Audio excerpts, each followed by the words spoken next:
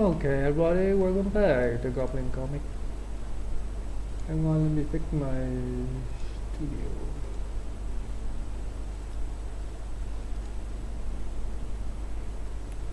I try to stream YouTube and Twitch at the same time. Let's see if it works. Okay, it works.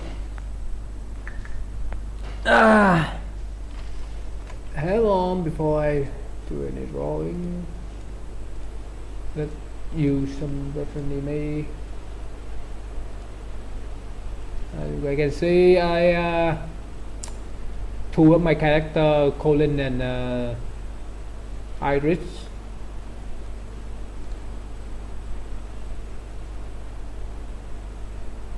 New ball. Okay.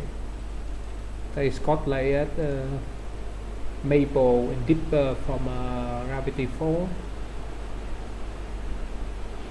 I need to get some reference image. Prepare some button here. Okay, where the reference image there? There one.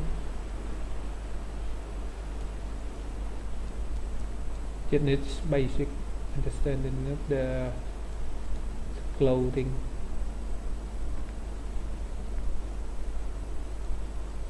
Two enough, I think three.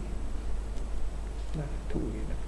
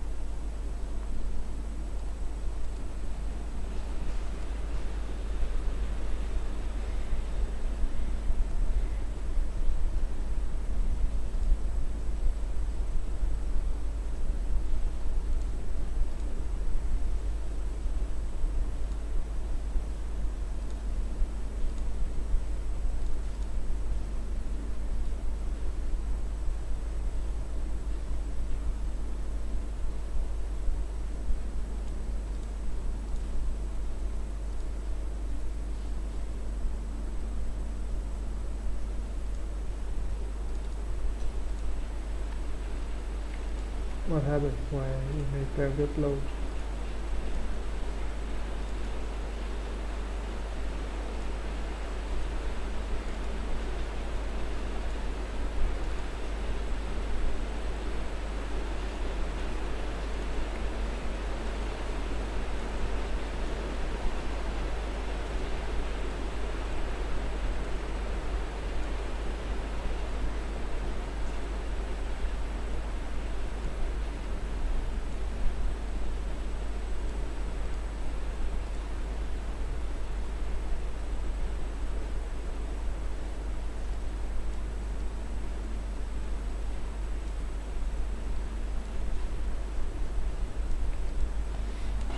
Okay.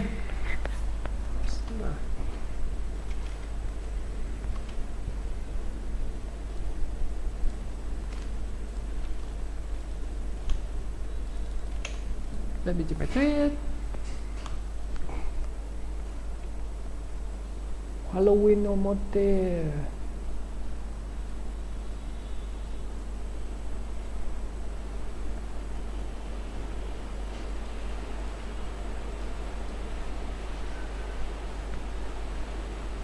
I want to put some music in, but I'm afraid copyright law, so maybe put some noise in the background, not get boring.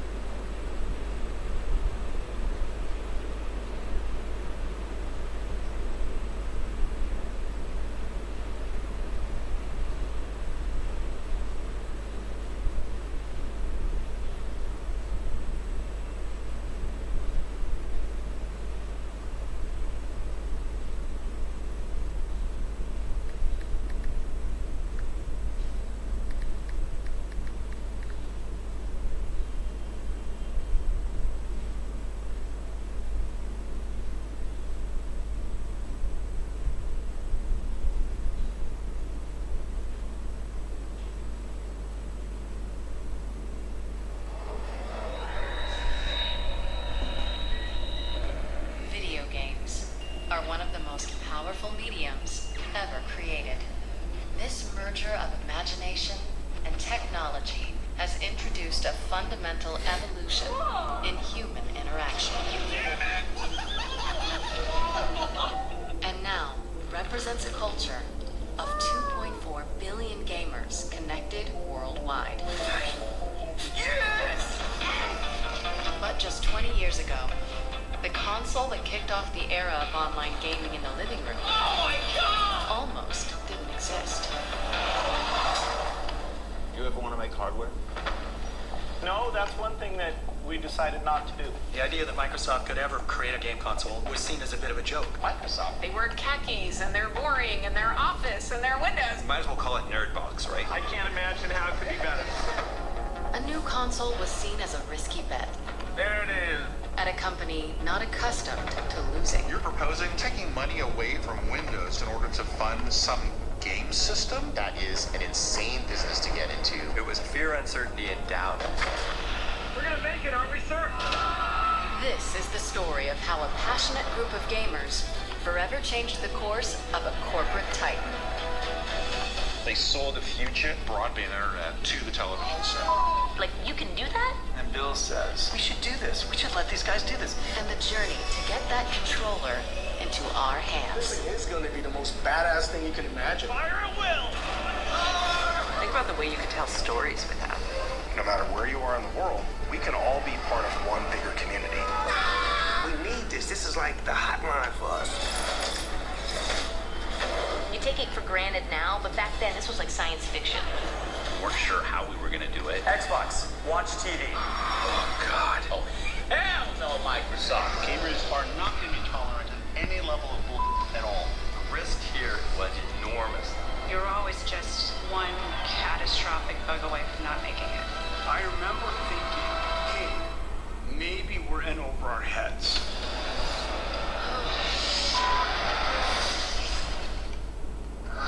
There's a new contender in the video game wars. Xbox is going to be the future. Truly the future of video games. Xbox. Taking over the living room. Limitless, connected digital entertainment. You guys never understood. The company is going to face fierce competition. Cyber!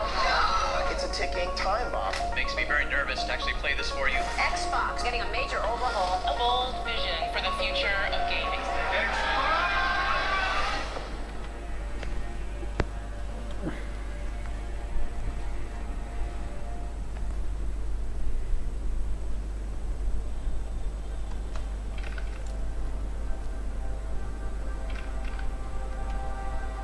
Hello, I'm Bill Gates, chairman of Microsoft.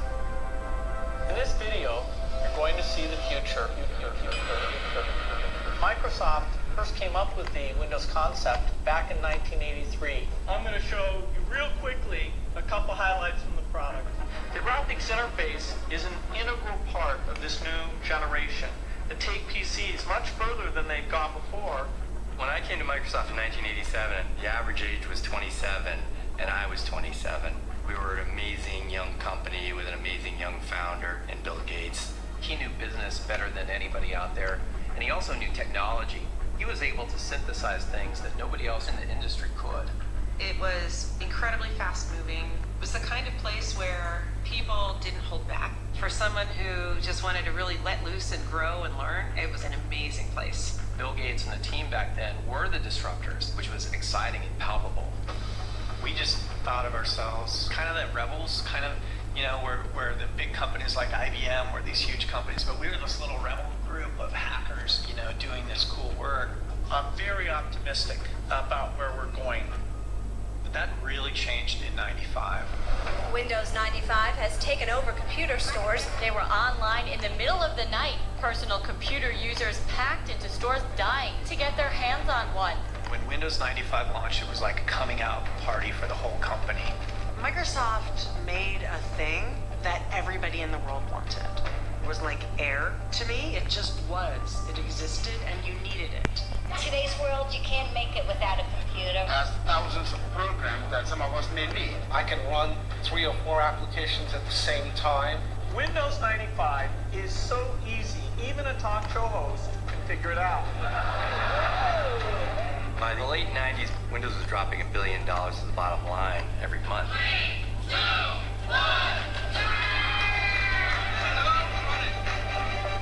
It was the most profitable business in the history of the human race.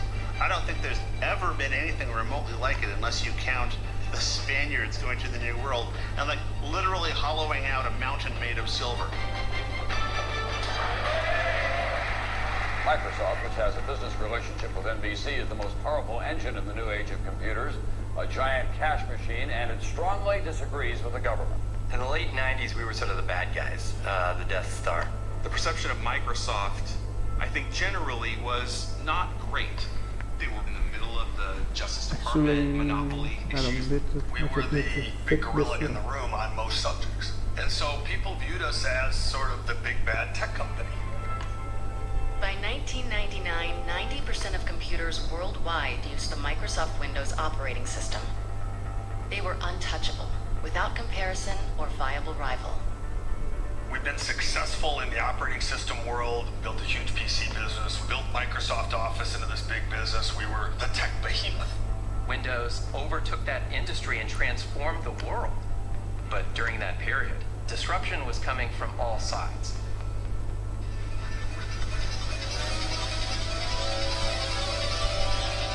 For decades, Sony had been a Japanese electronics giant with a history of producing personal and home entertainment hardware. And then, in 1994, Sony struck gold with the PlayStation, a gaming console with unparalleled success. The launch of PlayStation really thrust gaming into popular culture in a big way. And Sony saw an opportunity for gaming to be even bigger and touch entertainment. What Sony discovered was a console was really a Trojan horse to the living room. And once that device got into the living room, it could be a multimedia entertainment device. Sony was putting different things into the home. They're putting a hard disk here and like a DVR. They're putting memory here. They're putting a processor here. And if they could connect all those things together, it would be a computer, a potentially existential threat to Microsoft. Without further ado, let me introduce to you the next generation PlayStation technology. Even before Sony launched PlayStation 2, they were just creating this perception of inevitability. PlayStation 2 was the next big thing, and anything in its way was going to get crushed. They said our new PlayStation, so powerful, that's going to replace the PC. Sony was showing a slide at trade shows and to our customers of a future home that was full of PlayStations and didn't have any PCs in it. Which was like shooting cannonballs over Microsoft headquarters. It was an incredibly arrogant thing for them to do, but it was pointed too. I mean, that was a very serious threat. In the 90s, Microsoft was a paranoid place. And when somebody said Sony's going to put a PC in the living room, that got everybody's attention. And if Sony was at the point of locking down the living room, what was Microsoft going to do? One possible answer was brewing not from the top executive ranks, but from deep within the Microsoft corporate structure. 4 renegades on the DirectX software team who were working on tech to help developers create games for Windows, and who were united by a fervent belief that games were the future. I was leading the DirectX development team with one of my colleagues on the marketing side of DirectX, Ted Hasse. You know, the question that we were starting to ask is, where was all this graphics technology headed? Windows had won the desktop operating system wars. So we're starting to ask where there could be threats or opportunities in the future. We quickly narrowed down to games and an all-encompassing entertainment platform for the living room as being an opportunity for us. Otto had carefully built a career at Microsoft, and he had already taken a risk because Otto could have been an important programmer in a legitimate Microsoft group like Windows or Office. Instead, he chose to be in this DirectX group because he was passionate about graphics. Ted and I both had folks on our teams we felt could bring some additional brain power to the conversation, including Seamus Blackley. How do you describe Seamus? He's just a piece of work. One of the most brilliant people I've ever met. Besides being a physicist and a really amazing mathematician, Shane has really embodied the heart of what it meant to be a game developer. When I saw arcade games when I was little, when I saw Computer Space, my first idea was not, I want to play this game for hours. My idea was, how can I make my own thing? One of Ted's employees was Kevin Bacchus, who had a financial and market analysis background. Kevin's like a Vulcan in the best possible way. Okay. His interface to the world is entirely intellectual. That is correct. We had day jobs for DirectX, but a lot of our thinking was how we could build brand new technology that was single-mindedly focused on making the very best games. The four of us, we played games, and we love games, and we wanted to make them. That really meant something for us. They were working on DirectX, a set of software tools that standardized game development across PC hardware, and which was readily embraced by PC game developers. But the team saw a way to push DirectX further, with an idea that could revolutionize the foundation of console game development.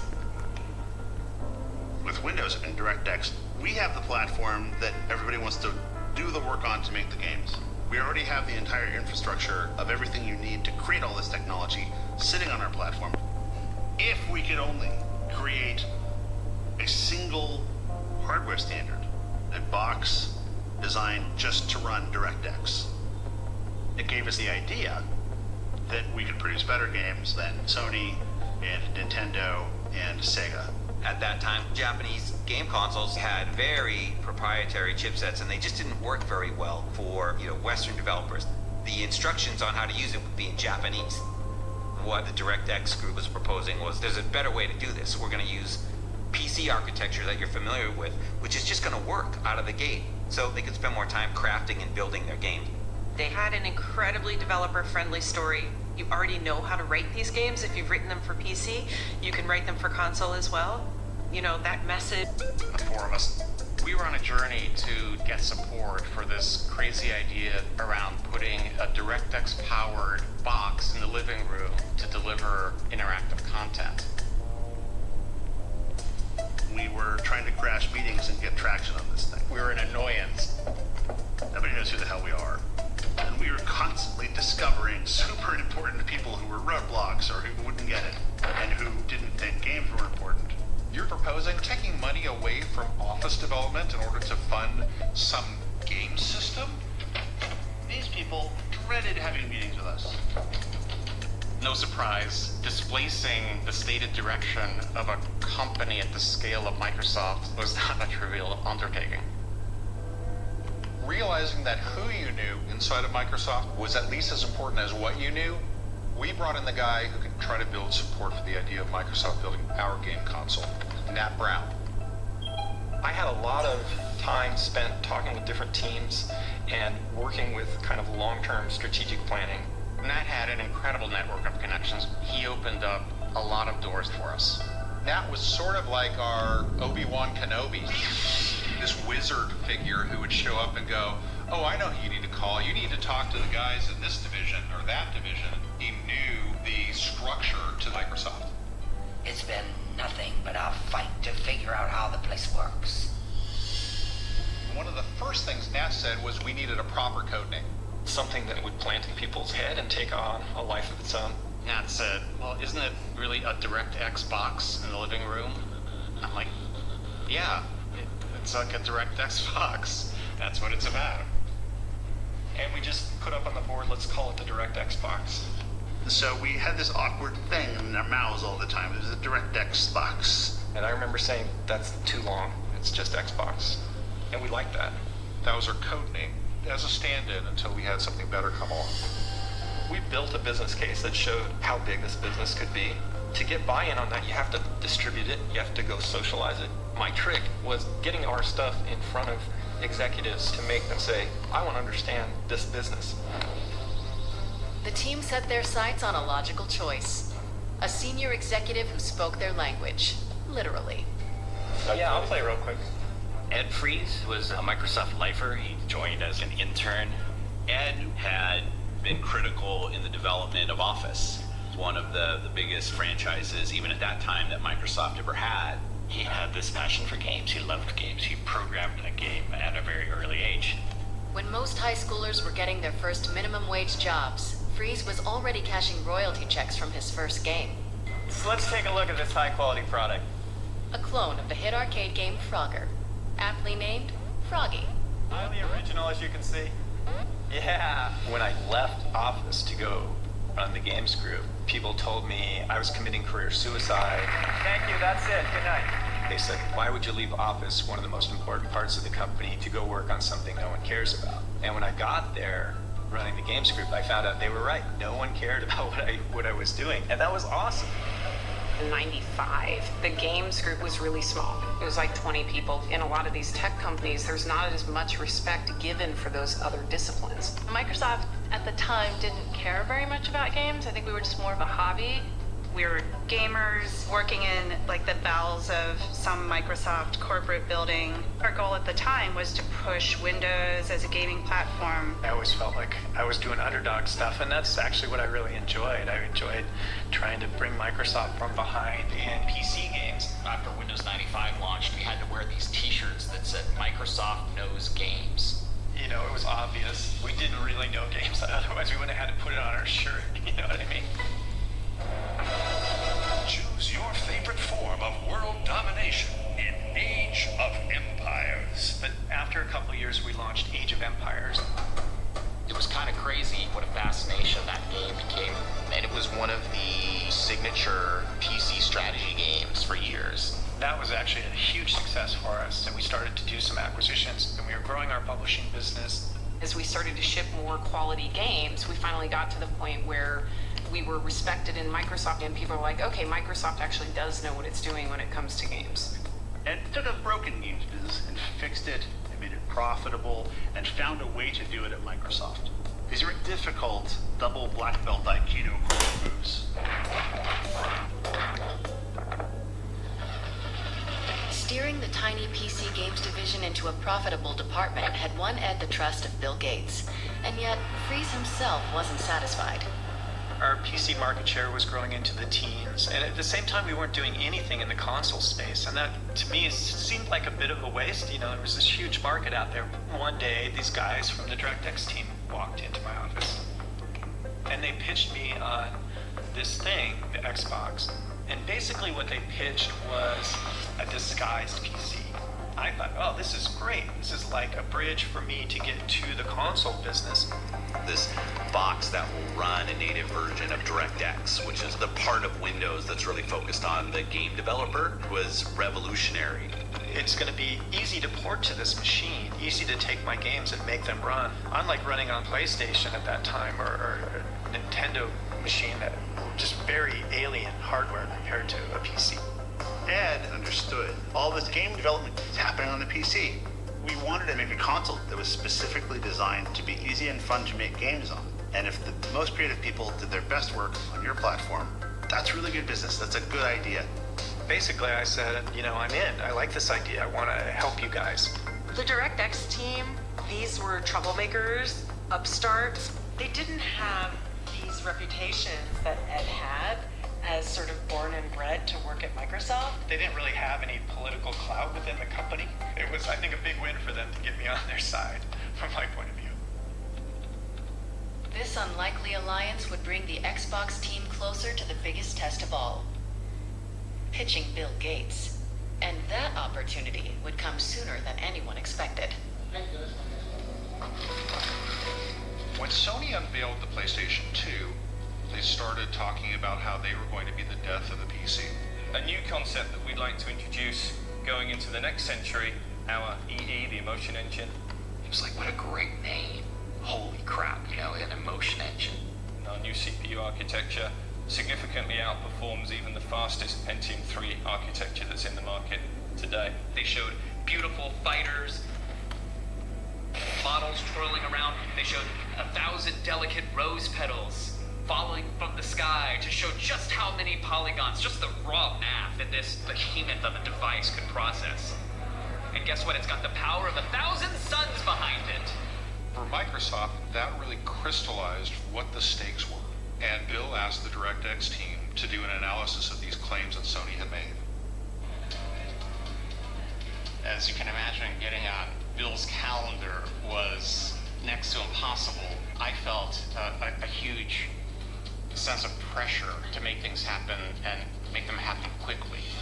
Otto and Seamus provided a fantastic breakdown, very technical, what the Emotion Engine did and did not do, which claims were true, which claims were exaggerated.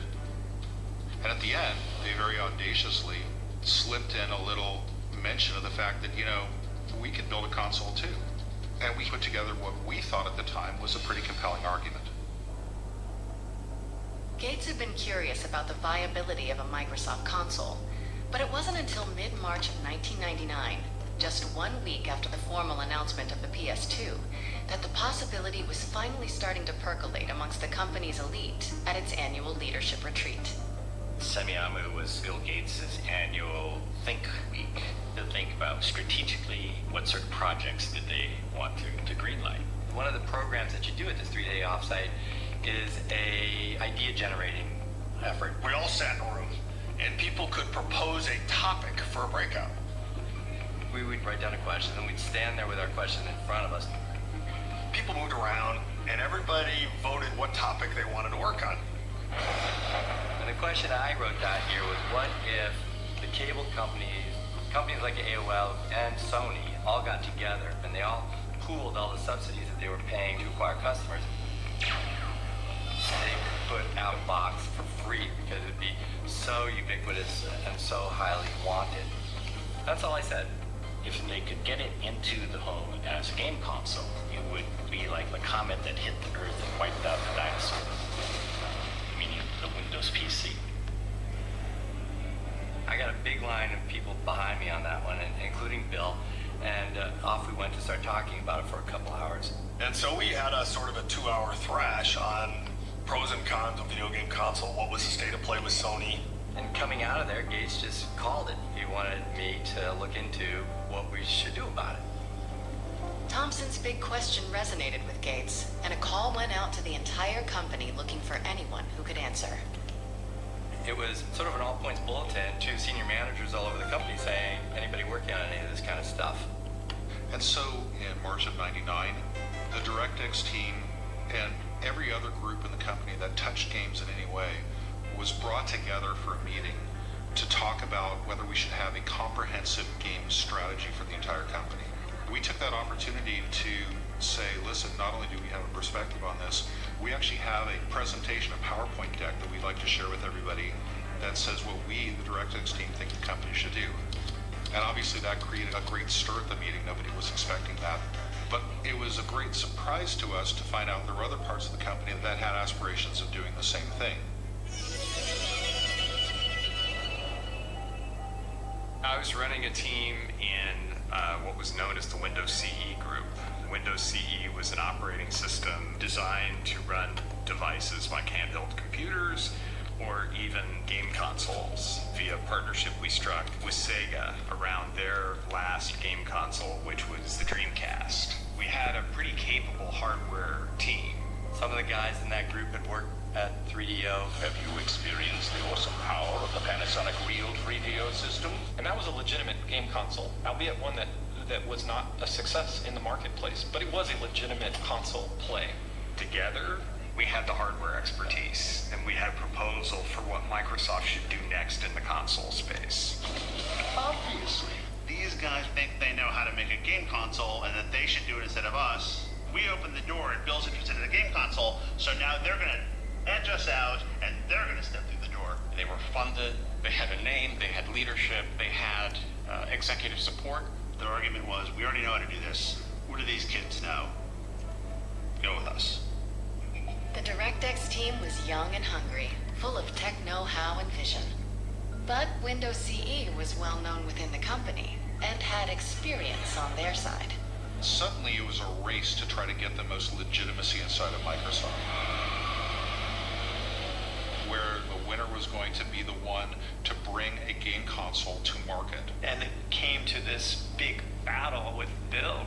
It was what Microsoft often seemed to do, which is pit two groups of smart people against each other in a classic Bill Gates move. The stage for the cage match was set. The DirectX and Windows CE teams would battle for the right to make a Microsoft game console in front of founder Bill Gates. To the victors belonged the spoils. Having Bill in the meeting was always a fantastic thing, as well as increasing the tension at the same time. Somebody's confused. Somebody's just not thinking. He was legendary. If you went in and you're full of you get shut down. No, you don't understand. You guys never understood. You never understood the first thing about this. So, we tried really hard not to be full of He's brilliant, but it was a very aggressive, male-dominated culture. Lots of expletives, super, super smart. But man, if you said something stupid, I'm done.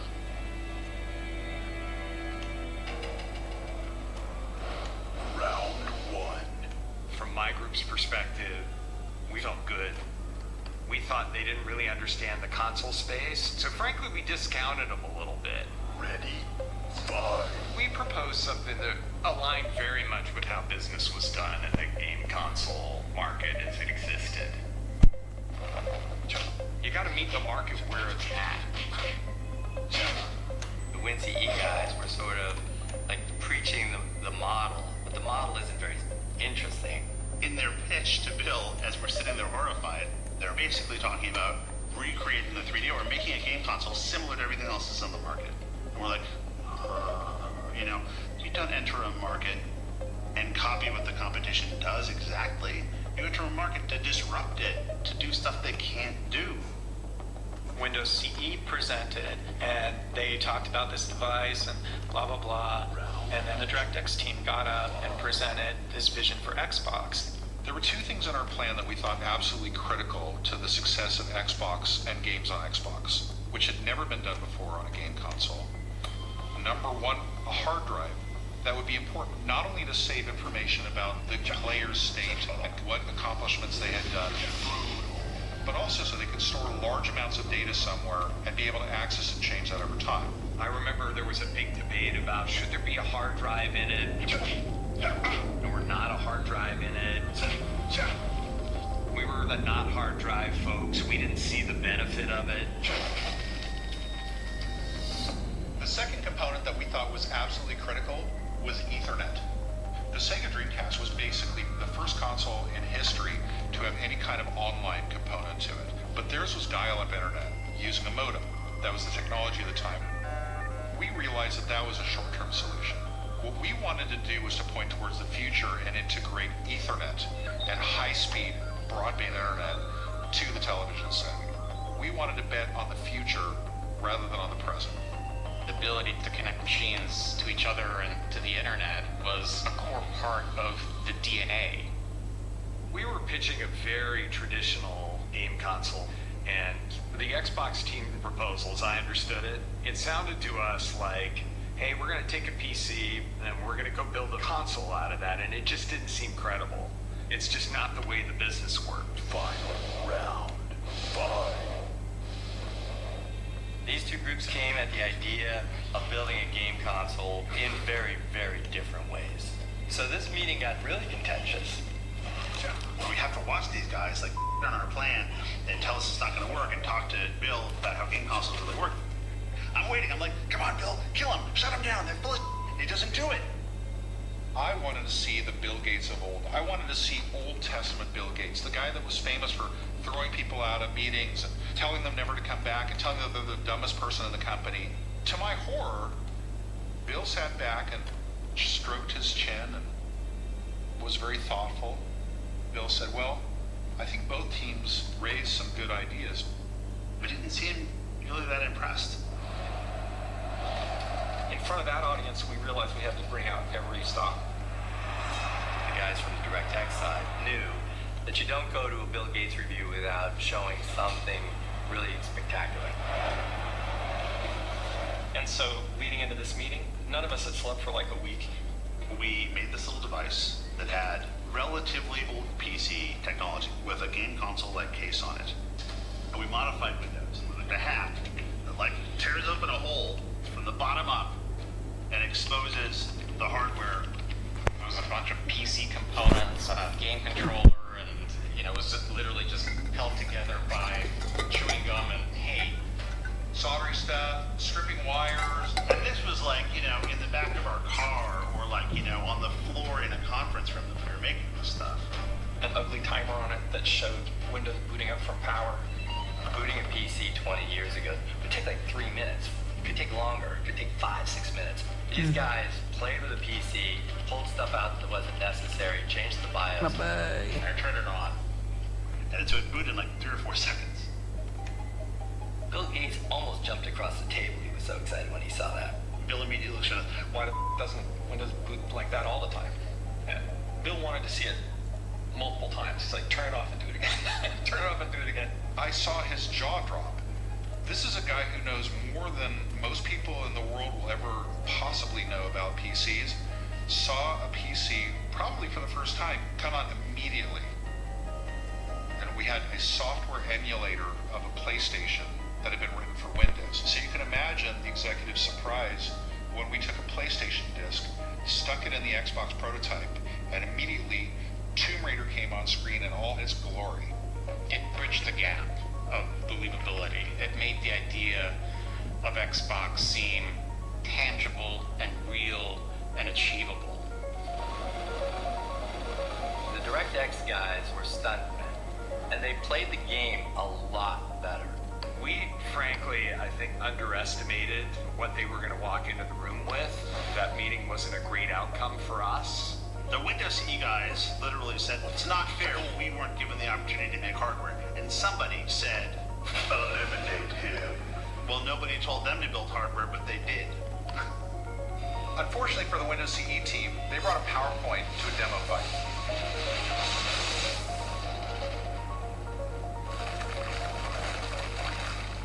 Looking back on it now, I really do think that Bill looked at us and saw some aspect of himself or the early days of Microsoft, and that's what he thought was going to work. Bill's reaction was, you guys are proposing that it's doing good things for Windows, and it's based on Windows, and we got Windows in the living room. That all makes sense. You're proposing that we spend $500 million on it. You need to make this presentation to Steve. How much do you think this advanced operating environment is worth? Wait just 1 minute before you answer. Watch. Steve is one of the most enthusiastic and energetic people I have ever met in my life. That energy and enthusiasm that you see on stage is 100% authentic.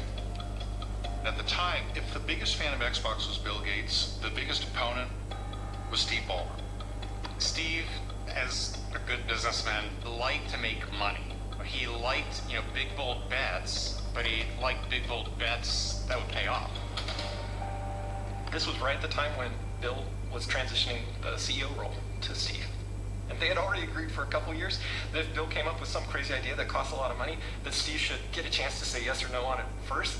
And that led into this final meeting where we really had quite a large group of executives across the company. The room was packed.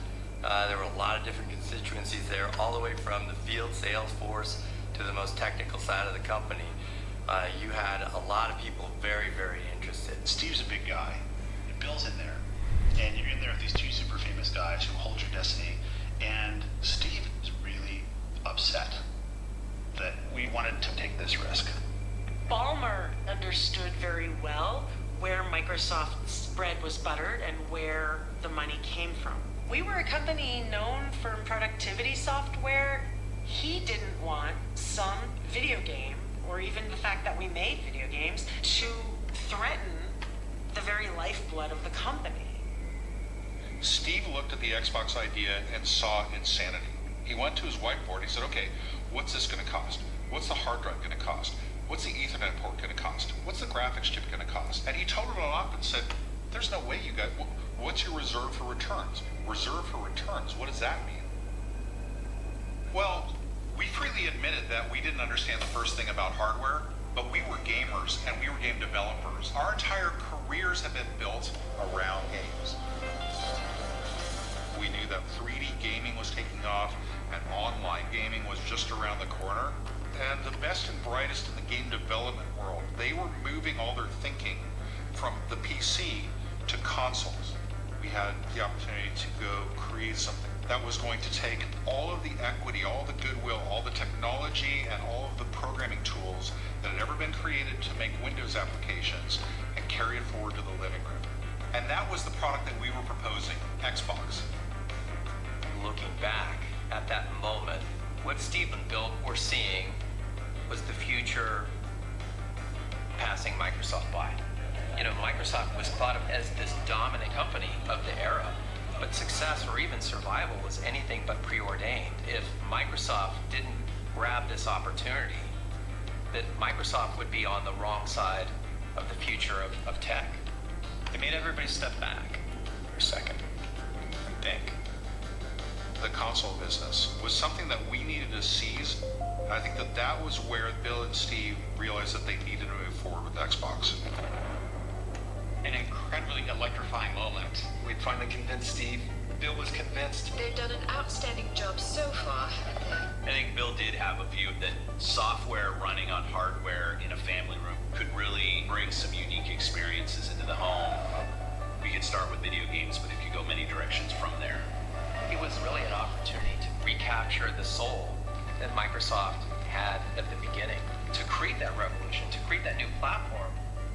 We were going to do something no one else had done. We were going to launch a console from a software company. Microsoft had done nothing like that before. And then it became clear that there was just some really big challenges for us. At the beginning, it was about credibility.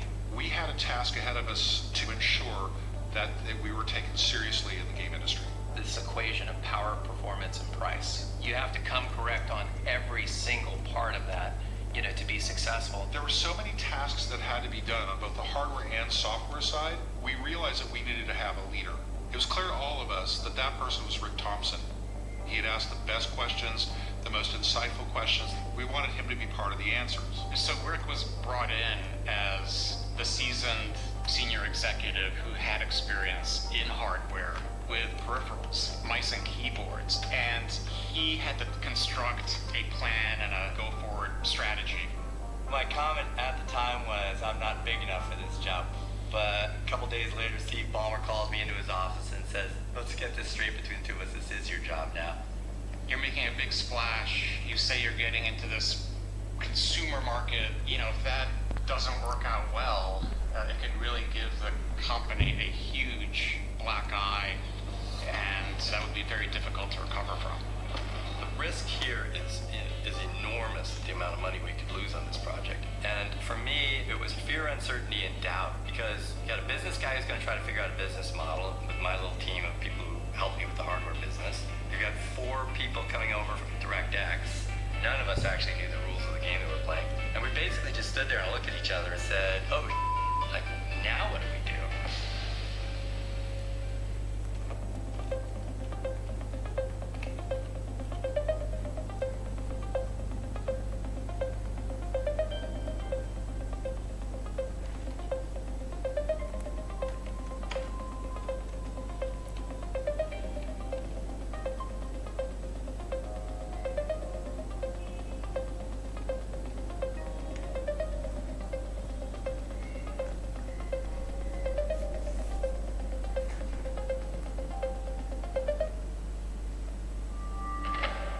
Microsoft could ever compete with Sony or Nintendo. Microsoft is going to make a game console. It was seen as a bit of a joke. We might as well call it Nerdbox, right? We needed to prove our credibility. This thing is going to be the most badass thing you can imagine. Dude, we need a metal X. It's got to have a green eye, you know, shooting a laser out. I want it to blind people. Game developers are not going to be tolerant of any level of bull at all. I opened up the first machine, I'm like, what the? Oh my God! Like, what happened in there? Seamus is backstage soldering as the auditorium is filling up. And it's in front of the boss. The boss is coming on. The Microsoft brand is on the line. The Microsoft name's on the line. Bill's not going to be happy. And it was terrifying. He's screaming at us. You guys have lied to me. You guys have, like, played me for a fool. He says, this is a insult to everything I've accomplished at this company. It was terrifying. I thought my career was over. There's a new contender in the video game wars. Xbox is going to be The future, truly the future of video games. Xbox. Taking over the living room. Limitless, connected digital entertainment. you guys never understood. The company is going to face fierce competition. Cyber! It's a ticking time bomb. Makes me very nervous to actually play this for you. Xbox getting a major overhaul. A bold vision for the future of gaming.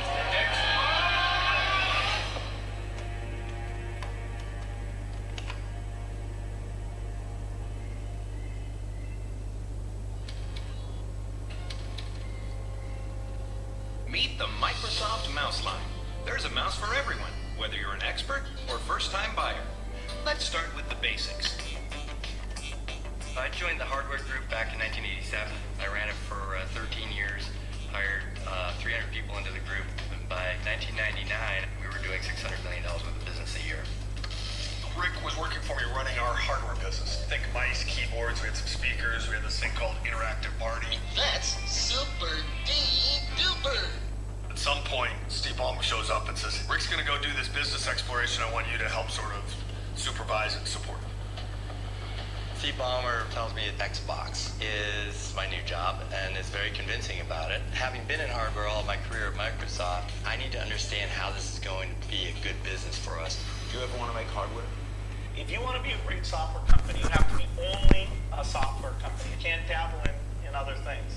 The idea Hello, I go to take some ice. Take a break. We really understand what it is to be gamers, but we're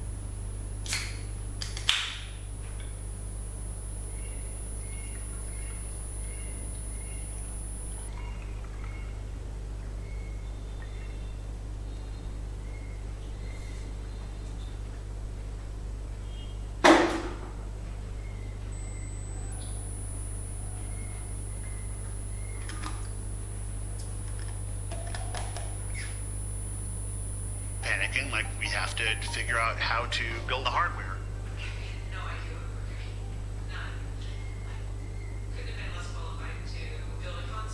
Everything about making a console is hard, including taking it up from loss on the hardware. Sony, Sega, Nintendo, we design their own hardware.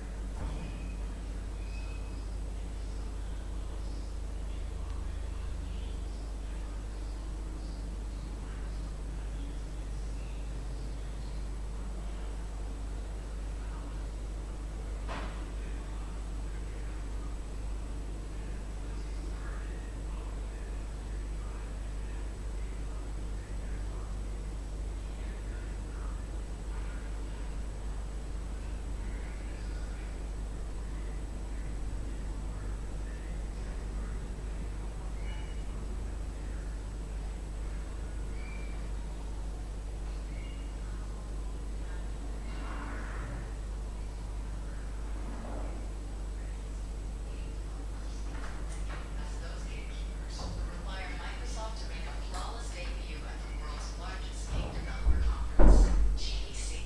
Games sell consoles, and so in order to sell consoles, we had to win the hearts and minds of the developers. The only place I think we could have ever announced Xbox was GDC.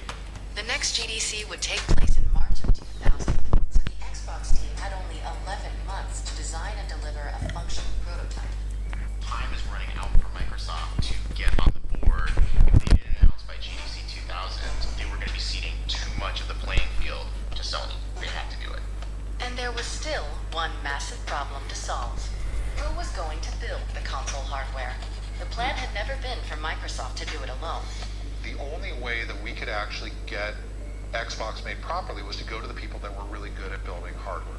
Rick was trying like hell to find somebody to partner with us. People had expertise that he knew we didn't have. Companies like Dell and Compaq and NEC and Toshiba. We start these meetings, and most of the guys would look at me and go, "Who are you? And should I believe you or not?" And I'm like, "Oh no, really, we're going to do this." And the OEMs all, laughed in his face. Like, we understand enough about the console business to know that all the money is made on the software. And you're coming to us and asking us just to make the hardware while you make the software. We're not that dumb. Rick's point of view was, we have no chance of doing this ourselves. And so then the question became, how do we partner with Nintendo? Or maybe we should partner with Sega. Sega seemed like a natural choice because of Microsoft's previous collaboration on the Dreamcast. But there was pushback against the partnership. Dreamcast had never been competitive with Sony, and Xbox needed to be unlike anything Microsoft had tried before. That left one last great hope. With Nintendo's 64-bit technology, now Mario lives in a 3D world, and you can make him go wherever you want. As we began to understand the business model, we really appreciated Nintendo. People don't buy consoles, they buy games. They want to play Mario, they want to play Pokemon, they want to play Zelda. Accepting the award for Legend of Zelda Ocarina of Time will be Shigeru Miyamoto. And you look at Nintendo and you find the Spielberg of the video game industry in Miyamoto and you go, wow, this guy's unbelievable. Thank you very much. I knew I could convince Microsoft to outright buy Nintendo. I mean, it would be an amazing accomplishment because it's the national treasure of Japan. So if you buy Nintendo, you get credibility in the Japanese market. You maybe even get Miyamoto. Was there a way to make that happen? Because that would give us instant credibility. If Microsoft were to acquire Nintendo, they would have gotten two things. One was the hardware, and second is a massive games portfolio. From Rick's point of view, if you could acquire Nintendo, you would immediately have access to the best game library in the world, full stop. So I made an introduction to the people that ran Nintendo of America, told them what we were interested in, and then we made a trip to Kyoto. And who do you think you are barging into my office? But I could tell from the first meeting that there wasn't a chance this was going to happen. They were highly skeptical. Cards! They were like not even remotely interested in selling the business. I never got past square one on trying to acquire them. That to me is the pivotal point for Xbox. Oh my gosh, we're actually going to do this ourselves. And that scared the crap out of us. Because once it became a do-it-ourselves project, now the Microsoft brand is on the line, the Microsoft name's on the line, it's going to be big and public. We're gonna have to do a lot of things new. We're gonna do hardware at scale. We are no longer in the Microsoft playbook. An unprecedented challenge called for some change-ups and new additions to the team. Ted, Nat, and Otto left for other pursuits, while Thompson brought on someone new.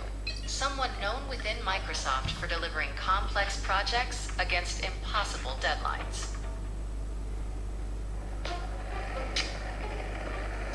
One day, this guy comes into my office and he sits down. I'm like, "Who are you?" And he says, "I'm Jay Allen." I said, "Who's Jay Allen?" And he looks at me like, "Everybody knows who I am, right?" We're really on the cusp of this digital entertainment revolution.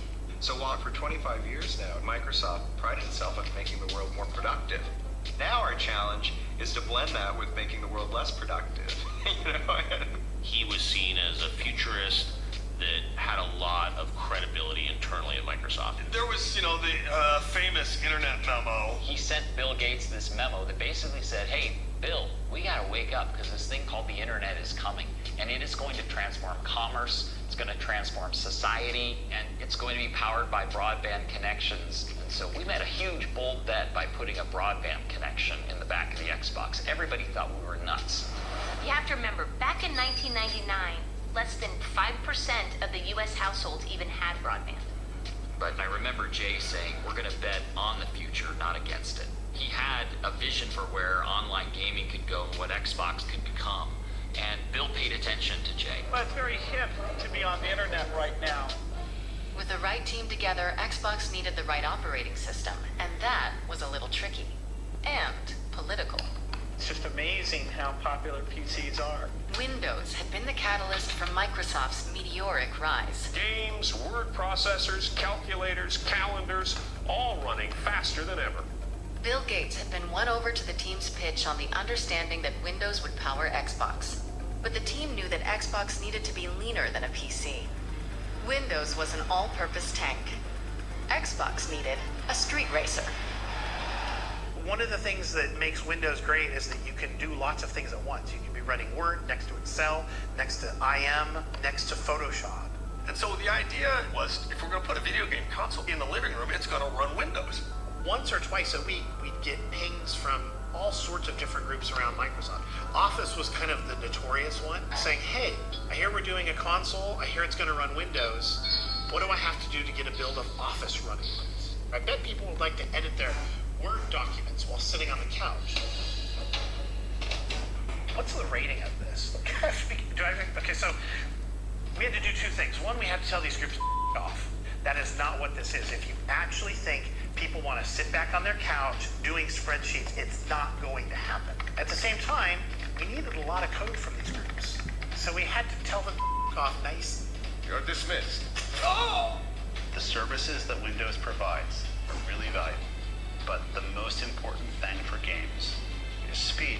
If you have an operating system taking 15% of the CPU and half the disk, you're dead. One possible solution was to use just the Windows NT kernel, essentially the brain of the operating system. This would leave more space and flexibility for developers to program games. There was just one problem with that solution. The Xbox team didn't have access to that kernel, and the Windows team wasn't about to share it. Here we are in the computer room that holds all of our server machines. If we'd have gone and asked the Windows team, they would have insisted that we take Windows as is, no modifications, subject to their approval, and we just could not bring that baggage over. So we had to steal it. We stole it. We stole it, yes. I have it running on this machine here. We actually grabbed it at night off of a server when no one was looking, about 3 weeks before a major Windows release was going to happen. We brought it back and just started hacking and slashing stuff out of it. We had to refactor and cleave off functionality to make this box so tuned that the games could be brilliant.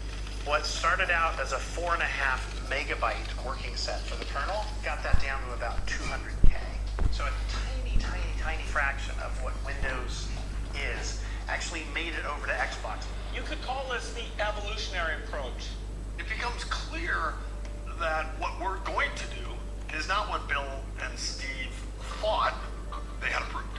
Xbox would have the heritage of Windows, but not actually Windows itself. The new operating system was streamlined, but nothing like the Windows-powered version the team had pitched to win the technology bake-off against Windows CE. With GDC 2000 just 1 month away, for Thompson and the team, it was the moment of truth. Time to call one final meeting. A do-or-die presentation to Bill Gates on Valentine's Day to ask if he could open his heart to a Windows Lite version of Xbox. We had to go to Bill and tell him that what he wanted most out of this, he was not going to get. This wasn't going to run Windows. I can't imagine how it could be better. Oh, Bill's not going to be happy. This was the final meeting to either approve the Xbox or cancel it. One of the highest stakes meetings I was at my whole time at Microsoft. Which is the Valentine's Day massacre.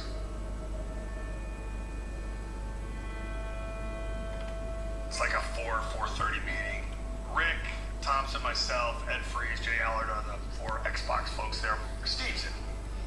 There was a whole outer group of people too. So this room was packed. Well, about 15 minutes late, Bill walks in. He's holding the PowerPoint presentation, and he walks up to the table, and he throws it down the table, and he says, "This is a insult to everything I've accomplished at this company." Leans across at me and says, "Why are you trying to kill Windows?" You guys have lied to me. You guys have played me for a fool. I start to try to argue for this, why we can't have the normal version of Windows. Bill doesn't want any of it. He doesn't want to hear it. He yells at me, shuts me down. Now, you got a lot of alphas in the room and all alpha males, and so there's a lot of pounding the table and you're wrong, I'm right. By then Jay is up, he's ready to fight, and so then Jay goes in, then Robbie tries to talk to Bill, and Bill yells at Robbie. If I'd had glasses on, I would have needed windshield wipers on him because he was spitting at us so hard and so fast. Bill would yell at us for a while about these different things, and then Ballmer would take over on the business case, and the business case looked terrible. By now, and the reason it's called the Valentine's Day Massacre is because all Valentine's Day activities are now off. The candles at home, they're melting, and we're all missing dinner.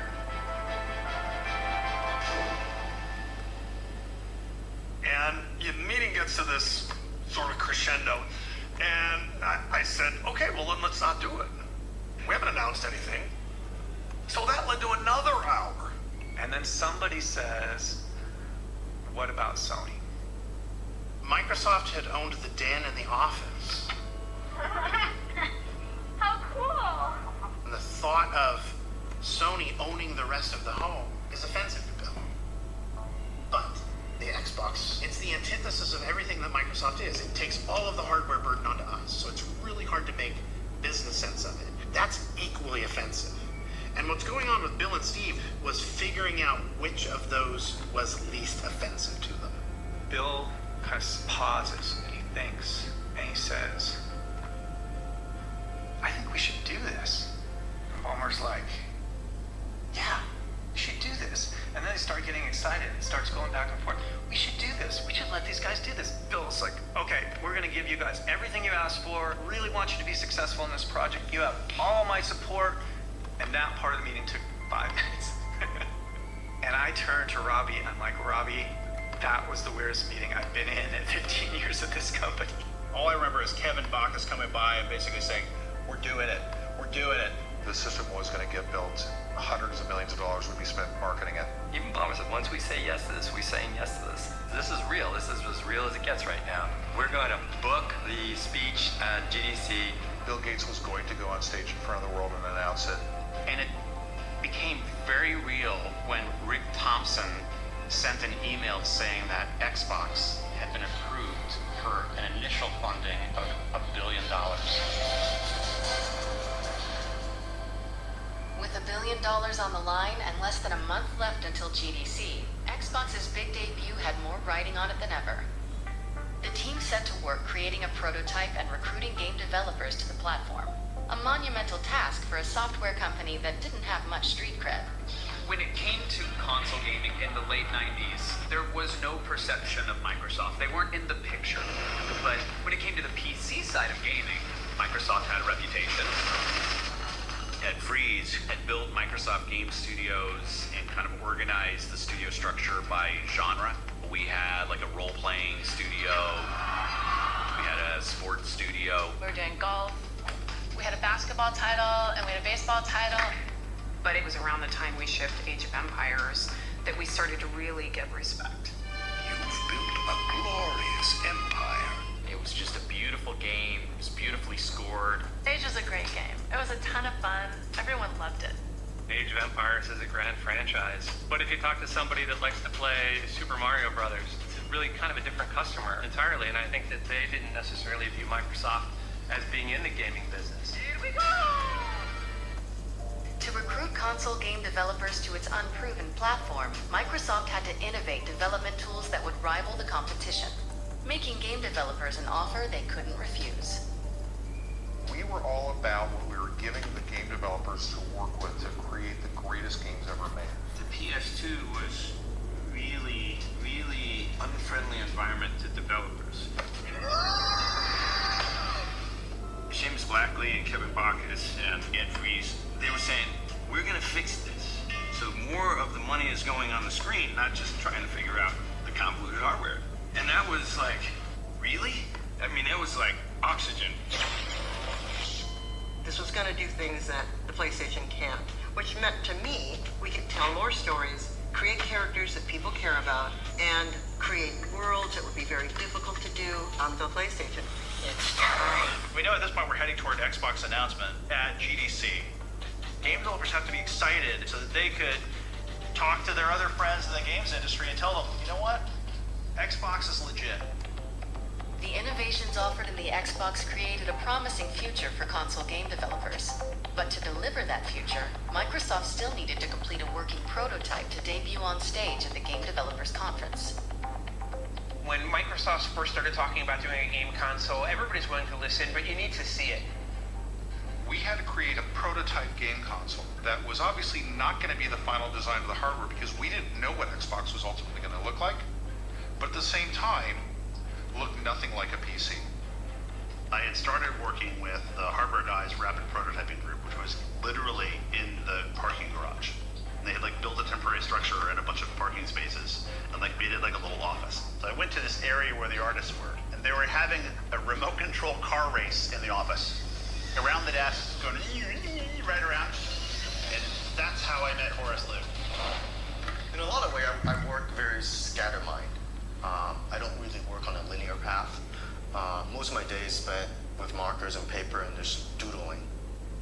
I remember the guys coming in about 6 or 7 in the evening when everybody's leaving the office with this big motherboard from the 90s, this gigantic board that had all these PCI slots on it, and said, put this into something that is presentable on stage.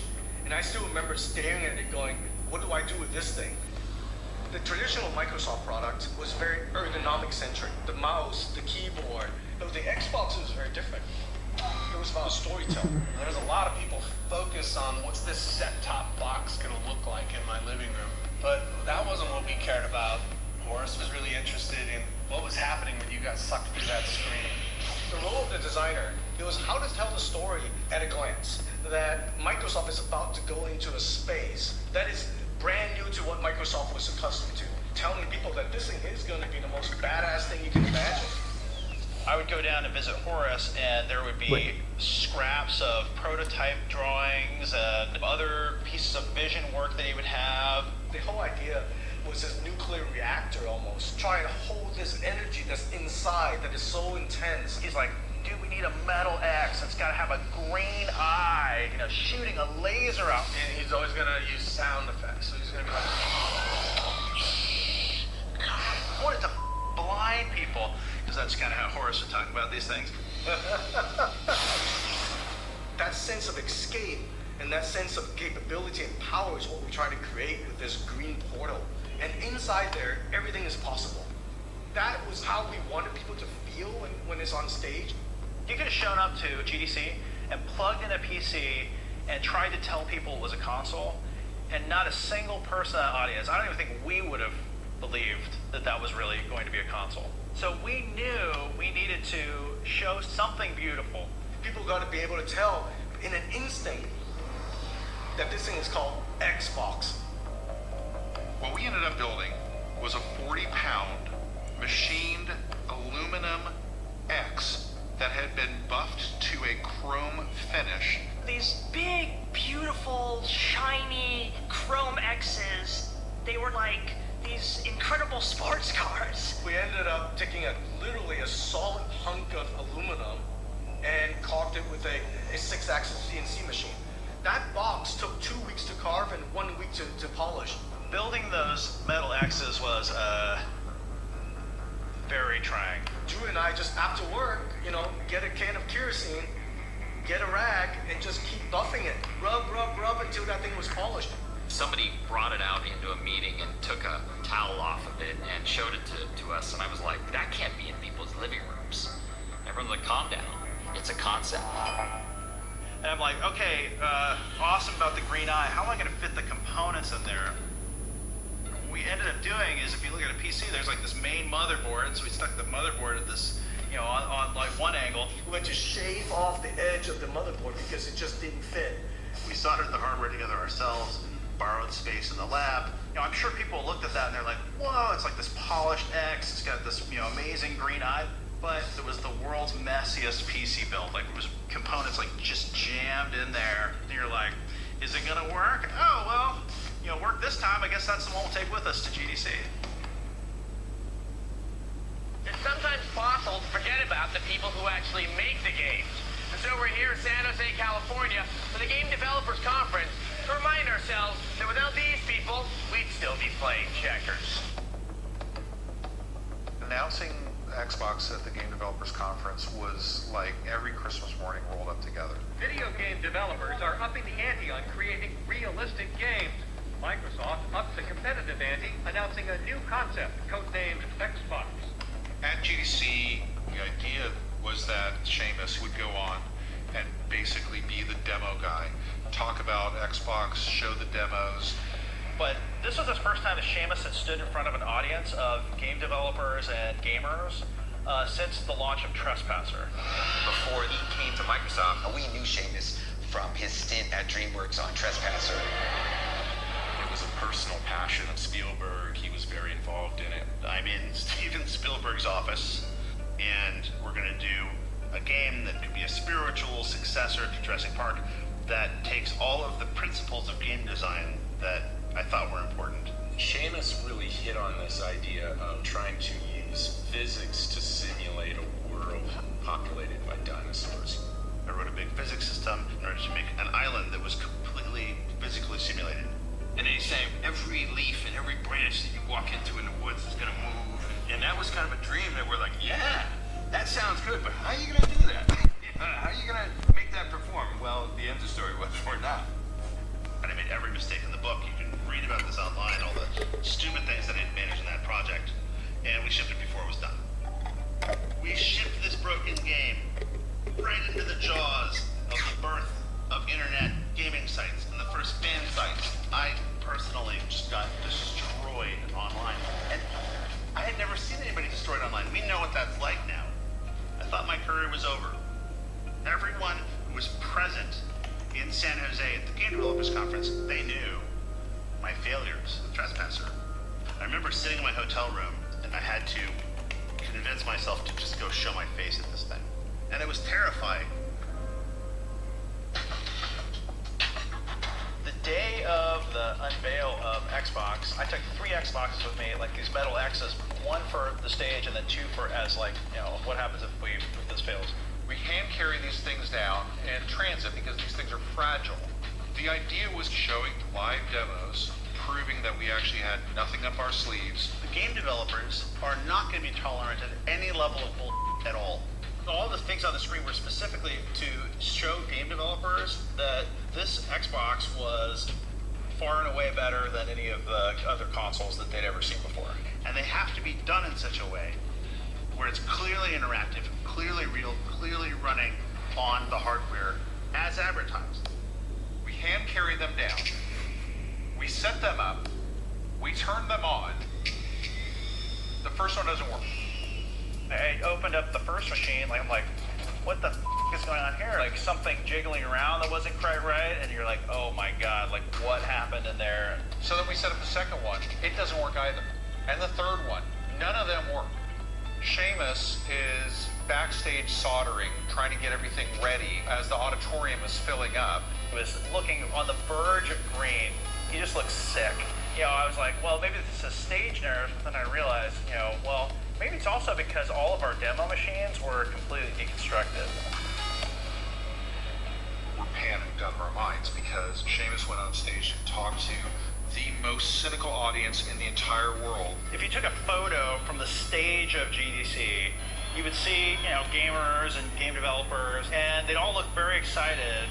But underneath that layer are, the most critical people you've ever met, waiting to hate that thing that you created. Kevin was underneath the stage with a video switch box that could switch from the Xbox prototype that was on stage running the demos to one that Drew was standing backstage doing everything the same way I was doing it, so Kevin could switch between the two of them in case he crashed. And then it's in front of the boss. The boss is coming on. I'd like to ask Seamus Blackley to come out and give us a look. And then somebody decided we're going to make him put on a special leather jacket that doesn't really fit him. We don't have the box, but we do have the leather jacket, so we're ready to go. Well, we do have one box. This is our show box.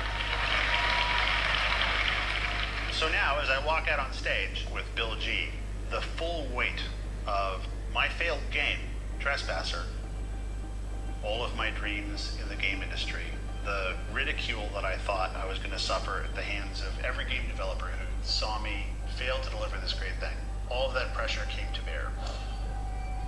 Get up there, and I run the first demo. What I'm going to show you now is an example of advanced lighting techniques that are possible under DirectX 8.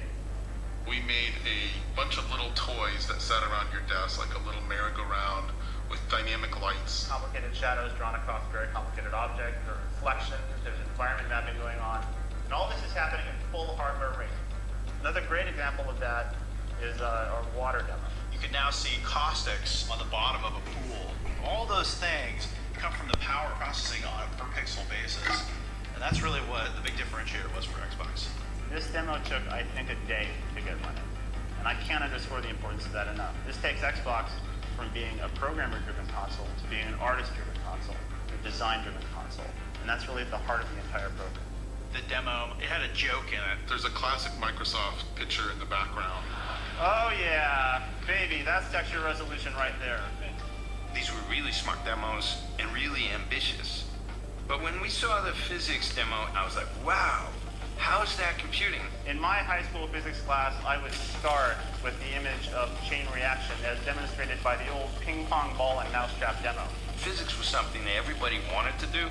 Seamus had tried physics with his Jurassic Park game, and it didn't work so great. But now you were seeing those ideas actually working right. A great example of the CPU doing all of this collision, all of this physics at the same time the graphics processor is rendering the scene for us. Physics is cool. The Raven robot video, you could see the photorealism. The huge chrome robot that basically was motion captured by a female character called Raven. The level of physics simulation that was happening there, how much the CPU was being taxed, you knew as a developer this thing was really, really powerful. I was like, wow, we have got to get onto this box. I was very surprised by the Xbox. I was expecting it to be kind of cool, kind of like a stripped down PC, but what I wound up seeing very much excited me. These demos were instrumental and so critical to the importance of Xbox and people believing in it. To get honest, candid feedback from our peers, it was exciting because we saw the enthusiasm for Xbox and we knew that we had accomplished something. Xbox is really going to be the king of the game stations. This is like a PlayStation 2 on steroid. People are kind of giving us high fives, saying congratulations, and I'm like, do we actually do this? I've never seen so much advance in one particular piece of technology before, ever. From that moment on, we had credibility with publishers and with game developers because it was clear we did know what we were talking about. And the next thing that mattered was that Bill Gates showed up for it. That signaled to the industry and to the rest of the world, Microsoft as a company is backing it with all of its might. Thank you very much. Thanks. Despite all the fanfare surrounding Microsoft's Xbox, industry analysts say the company is going to face fierce competition. When Sony's newest video game console, the PlayStation 2, went on sale in Japan earlier this week, consumers were frenzied with excitement. They snapped up nearly 1 million units at $370 a piece in the first 3 days alone. We were at a disadvantage compared to Sony and Nintendo because we didn't have the legacy of building fun. And Sony, you know, oh, their movies, they're cool, they're awesome. And Microsoft is like, they wear khakis and they're boring and their Office and their Windows. And it's like... For over a year, the team had referred to the top-secret new console only by its codename, Xbox. But now, they had a chance to christen it with a bold new name, one that wouldn't evoke Microsoft's corporate image. Naming is the worst part of marketing. It's the hardest thing. Nobody ever 100% loves a name. Ever. Ever. Marketing would go to the same brand people that they would use for naming components of Windows. People who knew nothing about games. Paid hundreds of thousands of dollars to go through the most rigorous system of naming, tested against all the right customers, and they came back with list after list. We had hundreds of names that were generated. Friction, Cyclips, and they were epically terrible.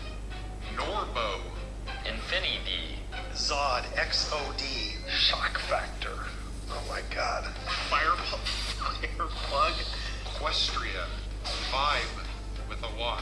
Xantra. Xantra is absolutely a blood pressure medication. Frontier, Log, OG, Velvet, Zigzag, Simulate. You see, anytime you're naming something, you have to play the kindergarten game that everybody plays with their children. You know, okay, I'm going to give my child this name. Now, how are people going to butcher that their first day in school, right? Carpet Ride. I was having conversations with Robbie about, you know, Robbie, Xbox is a really good name. No, you can't call it Xbox. That's code name. We don't name products code names. We need a new name. It's like, well, okay, we'll look again. So we look again and come back. Xbox is a pretty good name. I remember our final meeting with the naming experts. They came in with the perfect name. We've tested this extensively, and it's a winner. We tested it against the name Xbox. It blows it out of the water. Great. What's the name? With great fanfare, they unveil 11X. You know, because it goes to 11. Well, it's one louder, isn't it? 11. I looked at the marketing people looked at me, and they said, all right, we'll get on Xbox. Where can you go from there? Where? I don't know. Nowhere, exactly. There was a big debate internally about whether we should call it the Microsoft Xbox or just Xbox. We did a lot of blind research where we would bring in gamers asking questions about what should the role of the name Microsoft be on this console. First response when we mentioned Microsoft was they rolled their eyes. A video game console from Microsoft. What? Microsoft? Doing a console? First of all, it would take forever to boot up, and then it would probably blue screen. And then we asked them questions like, hey, if PlayStation were an animal, what animal would it be? It would be a lion, the king of the jungle. If Microsoft were an animal, what would it be? It'd be a spider. It could kill you, but you also just want to step on it. If the name of Microsoft smothered the brand, it just was going to be a non-starter. The idea that Microsoft could ever compete with Sony or Nintendo or even Sega was seen as a bit of a joke. Might as well call it Nerdbox, right? Bill Gates was the richest man in the world. They were such an important tech force, but what they weren't was in the living room. They weren't an entertainment company. Among gamers, 0% of people believe we could do it. I was a journalist, and I thought, I don't know how Microsoft is going to make a console work. Can you imagine walking up to Bill like, hey, you know what the biggest liability I have in my new product launch is? The name of your company.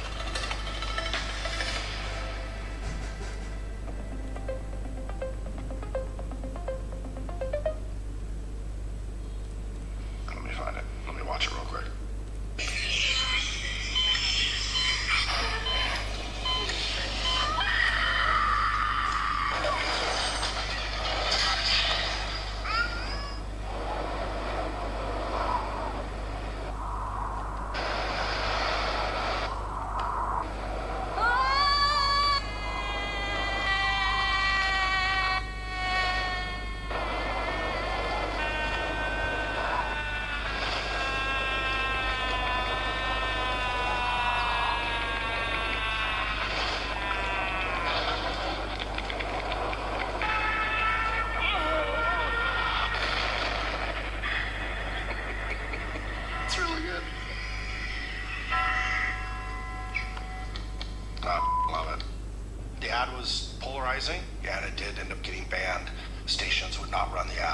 because it was, so shocking for people.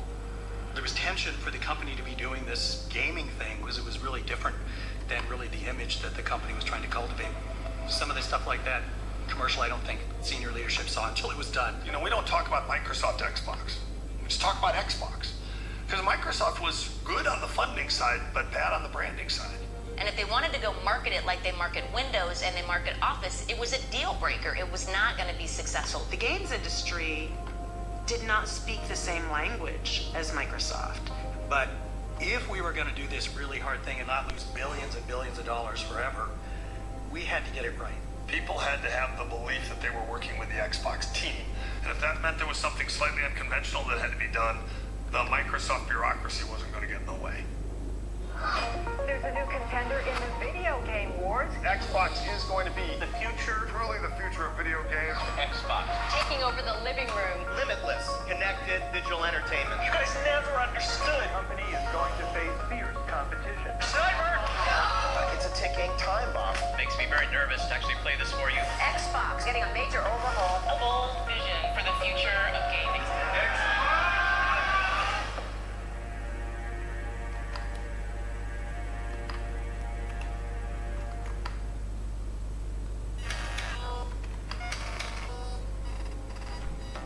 The Xbox is a breakthrough game console that ships in fall 2001. Most console companies start working on the next console as soon as they finish the current console. So 5 years, 6 years, 7 years. So for Microsoft to go from announcing in 2000 to being on store shelves in the fall of 2001 is kind of insane.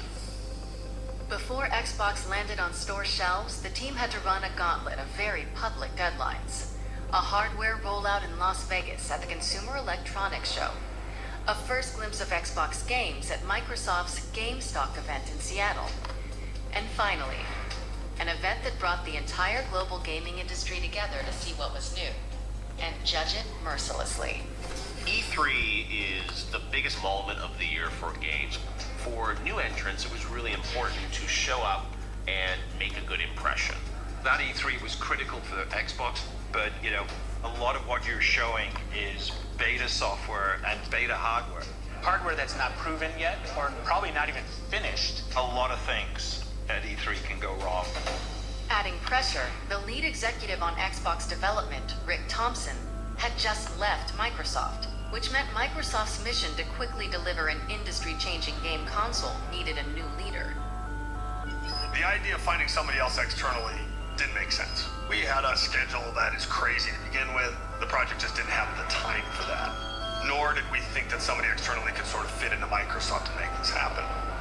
And so I concluded that it was something I needed to do. A new challenger enters. Sort of a fateful decision, because it led to the worst 18 months of my professional career. It's a hard project. I mean, what we were doing is something that is intensely difficult. Robbie was the grown-up. What was Robbie's role? We were a young group of kind of ragtag kids. Let's go ahead and take the cars, give them 3... What the hell's that? I got a demo to do up here. I don't think Robbie should be seeing this. What we needed more than anything else was we needed an adult in the room. I was part of Office when it was smaller, and then as it grew big. Robbie also has a sense of propriety, and I don't think we had a sense of propriety at all. The opportunity here way outpaces that opportunity. I think it's very exciting. He was the one inside of Microsoft that Bill Gates trusted with all the complexity and the cost and the risk involved in doing something like this. Robbie's a good guy. People can trust him. He doesn't break his word. However, everyone who comes into games can't be prepared for what it's like. Because it's an entertainment business. The software doesn't just have to work and have the right features. It has to entertain also. This is hard. I had no clue what I was doing. I didn't play games. The business model I barely understood. We are launching an entirely new business competing against 2 established competitors in one of the largest entertainment industries in the world. I was learning something new every single day. And that meant, obviously, I failed most days too. But I think the next 6 to 8 weeks are going to be super exciting. A little challenging. I didn't think about how to plan for going from 20 people to 2,000 people. We went from 4 people to a dozen people to hundreds to honestly thousands, involved in some way with the creation of Xbox. It was crazy. I mean, it was no time at all before I didn't know everybody in the organization anymore. When I think about it today, it just makes my head kind of spin sideways. Every week I would hear about somebody I knew in the game industry that was moving up to Redmond to work for the Xbox. We just said, this all has to get done. We need bodies. So we hired people in bulk. We brought in teams of people. I remember thinking, there's a lot of people changing their lives for this effort. It's either got to be something that everybody believes in, and they're willing to uproot their families and get behind this initiative, or it's going to be one of the biggest cluster of all time.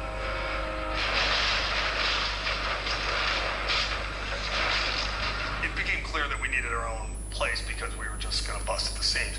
So Microsoft has this beautiful campus and all these beautiful buildings and everyone works together. We were not part of that. We went to this campus called Millennium, which was still in Redmond, but pretty far away from Microsoft. Part of that was we needed space, but part of it is like, we need a few miles away from main campus to get some breathing room to do something different. We were deliberately a renegade team. They were rebels inside of the Microsoft empire. We were kids in our early 20s who loved video games and could not believe that Microsoft had given us jobs to go create them, and we were all kind of growing up together. The thing about games is it's Hollywood for nerds. You have your star directors, you have your Ferrari driving rendering engineers. Congratulations. And after a full day of working on making games, we would get together and play games. And there was a little bit of a weird culture of not leaving, which I think was maybe not the healthiest. Maybe like a college dorm room kind of vibe. Your social circle was Xbox, your family was kind of Xbox. But we all had a common purpose, a passion around games. Being able to do something very different and revolutionary was where we were getting our energy from. Because we were still young, we had moments where we were like, wait a minute, like, am I the best person to be doing this? It was definitely open to kids making decisions above their pay grade. You had a bunch of passionate people who weren't necessarily 100% the most qualified people to be doing the jobs, running as fast as they can to make this thing happen. We were young and we were naive. You know, I always call it the best funded startup ever. Me, in my 20s, I had millions of dollars of budget, and there wasn't really any oversight. It was a little bit of the Wild West. I had to negotiate all the components that went in, hard drives, power supplies, the circuit board. Here I am, this kid, negotiating these deals that are hundreds of millions of dollars. There were definitely some terrible decisions being made, but on the other hand, that level of freedom, made Xbox happen. What resulted was sort of a weird combination of craziness and genius.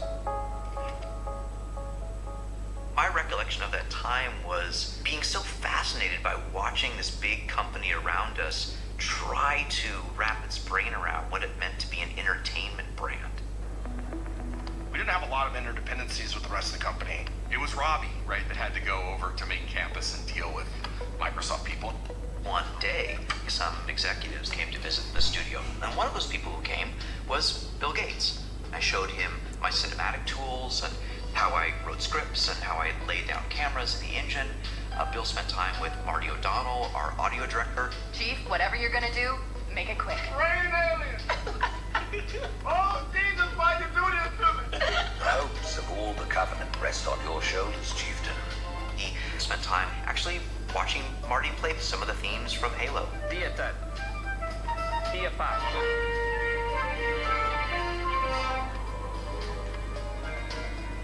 He went to go see our art department where one of our 3D artists was sculpting a character in clay, making a maquette. And at the end of the Bill visit, we got in the conference room, the leads of the studio, and there was a pause. And you can see the magnificent machine that is his brain calculating down the Microsoft org chart from him at the top all the way down to the crazy artists in this studio in a gravel pit, literally. And Bill leaned forward and he said, so there are artists who work here. It really was a cultural change for the company. Xbox was already forcing people within Microsoft to think differently, but what really mattered was changing public perception. Behind the scenes, software engineers were hard at work building Xbox's capabilities. Now, the hardware team had a chance to win over the doubters on a big stage at the Consumer Electronics Show in Las Vegas. CES was a trade show where companies from around the world would come to unveil the latest in technologies. A lot of buying decisions from retailers got made at that show for the holiday season, and so we had a lot of proving to do. The press was skeptical, gamers were skeptical. You don't know how to do this stuff. You've never done this before. Good luck. The gaming industry is not a believer. While Microsoft works on the insides of the new Xbox, it focuses an equal amount of attention on the outside. I was the creative director of Xbox. Horace Luke is the man. Horace Luke is the man. What Horace had to do was take the thing that we had produced in hardware and then figure out some wrapping around it. First time we ever showed him, like, hey, you're going to need to put this board that we're about to manufacture for, you know, millions of consoles into something that looks good. He's like, what the My office was where everybody brought their ideas, from the technology team to the design team to the management team. At the time that we were building the original Xbox, there were no other consoles with a hard drive or an Ethernet port. So how do we put something around this that vents heat, that survives a drop test, and looks cool? You have to fit all of this, of course, into a box that's not going to be giant sitting in your living room.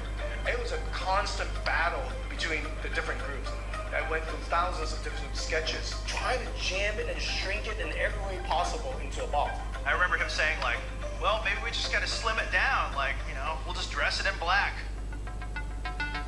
Everything was very aggressive looking. The console itself was large. It was bulging on the top. It looked like the engine cowling on a Dodge Hemi. It was the physical embodiment of power like no other console's ever been designed like this. It was quite a miracle to fit everything in that box. Looking back today, you say the thing is huge, but in comparison to the PC of the 90s, it was tiny. It is a small miracle that we actually were able to pull this up. And it looked awesome. The 2001 Consumer Electronics Show is packed with every new gadget and gizmo about to hit stores. CES 2001 in Las Vegas, in the convention center hall. Bill Gates was there. CES will actually give us a better idea of just where Microsoft is going to fit into the gaming market. For the very first time, Microsoft was going to get to show off its final Xbox hardware design. Good morning. Welcome to CES. Everybody felt like we were on the verge of doing something special, historic. For the first time, let me now unveil Xbox. But when you show up as the third entrant into the space with well-established competitors, you have to break out. You have to be bold. Yeah. How do you unveil a product in a way that might surprise the world and get the world to see Microsoft doing something differently? If you smell what the Rock is cooking. The Rock says we decided to bring the Rock to CES. There was honestly some disbelief, like, you know, Bill Gates, The Rock, like, what's going on here? Thank you, Bill. It was really like Muscle-Bound Hollywood meets, gamer geek of the tech world. Just might appear that The Rock and Bill Gates don't have a heck of a lot in common. Well, The Rock's here to say that can't be farther from the truth.